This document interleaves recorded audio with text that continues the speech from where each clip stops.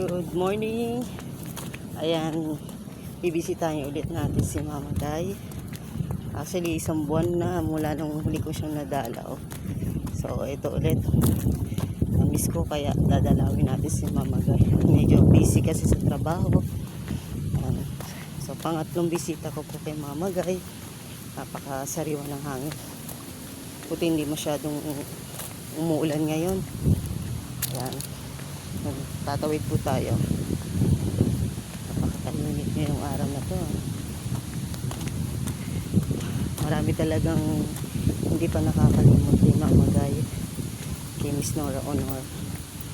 Isa sa talagang iconic Philippine superstar talaga. Hindi talaga natin siya makakalimutan sa puso natin.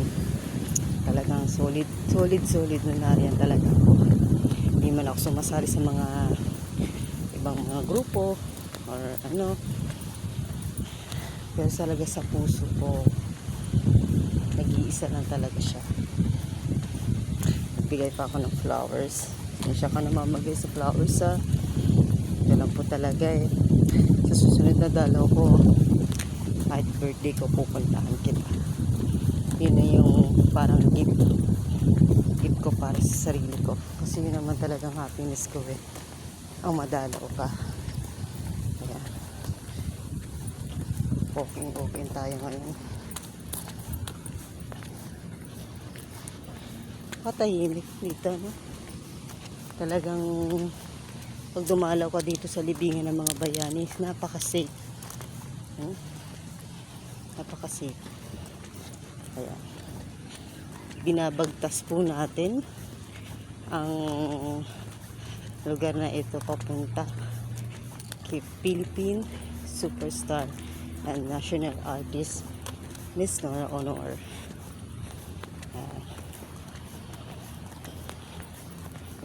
Sobrang hindi talaga ako mapakali kahit isang beses lang madalaw ko lang siya.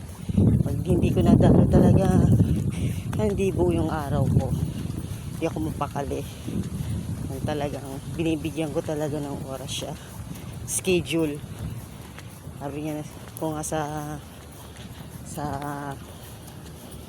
isang video ko eh, naka-line up na yan. Naka-line up na siya sa akin. Naka-set na. Hindi siya mawawala sa schedule ko. Ayan. Ang sarap. Ang sarap sa pakiramdam na nadadalaw ko siya. Baga pag marami akong iniisip, gusto ko ng yung peace of mind. Hindi ko alam pero iba talaga pag andun ako sa kanya. Parang pag uwi ko, ang gana ng pakiramdam ko.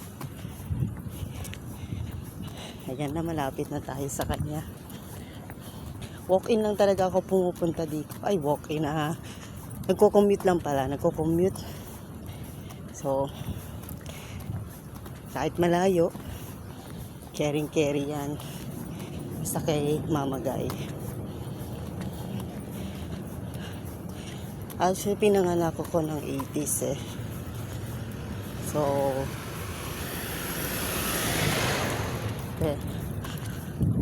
pero kahit may mga dumating na mga bagong artist, mga sikat na, iba pa rin siya.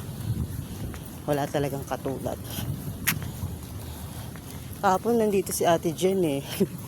Nakita ko yung live niya. Linis siya ng ng punto ni Mama Day. Ayan, malapit na tayo. Ayan na siya. Hi Mama Day. Ayan. Ayan. Sobrang namiss ko. Ayan. Iba pa rin ang kabog ng dibdib ko pag palapit sa kanya, no? Parang ngayon ulit akong pumunta. First time. Kahit pangatlong beses na ako nakapunta. Ayan. Ayan na tayo. Ayan. Idol, Mama Day. Ayan, nakaiyak na naman ako. Flowers for you po. Sa akin, crush. Dito ka na lang po ilagay, Mama Gaya. Ayan. Ayan na po siya. Ayan. Ito na po si Mama Guy ulit. Pangatlong bisita. I love you po. Ayan.